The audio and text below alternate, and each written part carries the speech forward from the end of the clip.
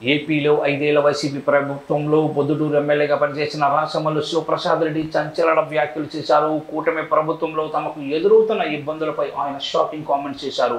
ముఖ్యంగా తాజా లిక్కర్ స్కామ్లో అధికారుల వరుస అరెస్టులపై ఆయన స్పందించారు. గతంలో జగన్మోహన్ రెడ్డి చేసిన తప్పేంటో ఆయన 2 ముక్కల్లో చెప్పేశారు. జగన్ మంచితనం కారణంగానే తాము అధికారాన్ని కోల్పోయామని వైసీపీ మాజీ ఎమ్మెల్యే రాచమల్లు శివప్రసాద్ రెడ్డి తెలిపారు. మనం మంచి చేశాం, పైన దేవుడు ఉన్నాడు, కింద ప్రజలు ఉన్నారని జగన్ చెప్పాడు. కానీ మధ్యలో మోసకారి చంద్రబాబు ఉన్నాడని తెలుసుకోలేకపోయాడని ఆయన చెప్పారు. చంద్రబాబు కుయుక్తులను అర్థం చేసుకోవడంలో జగన్ వైఫల్యం వల్లే తాము సంకనాగిపోయామంటూ రాచమల్లు ఆవేదన వ్యక్తం చేశారు. జగన్ పవర్ కోసం, డబ్బు కోసం ప్రాకులాడి ఉంటే మళ్ళీ వైసీపీ అధికారంలోకి వచ్చేదని తేల్చి చెప్పారు.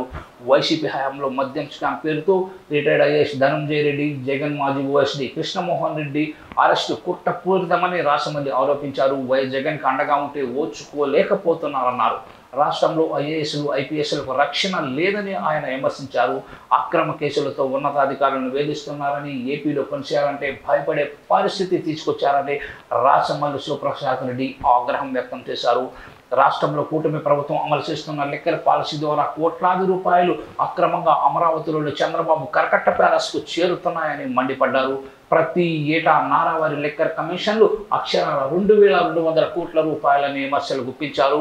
డిజిటల్ నుంచి ఏడాదికి 1000 కోట్లు సీఎం చంద్రబాబుకు, లిక్కర్ షాపుల నుంచి ఆయన కుమారుడు నారా లోకేష్కు 1,200 కోట్లు ముడుపులు అందుతున్నాయని ఆయన విమర్శలు గుప్పించారు. 5 ఏళ్లలో ఏకంగా 10,000 కోట్లకు పైగా లిక్కర్ ద్వారా దండుకుంటూ అతిపెద్ద స్కామ్ను నడిపిస్తున్న గనులు తండ్రి కొడుకులని మండిపడ్డారు.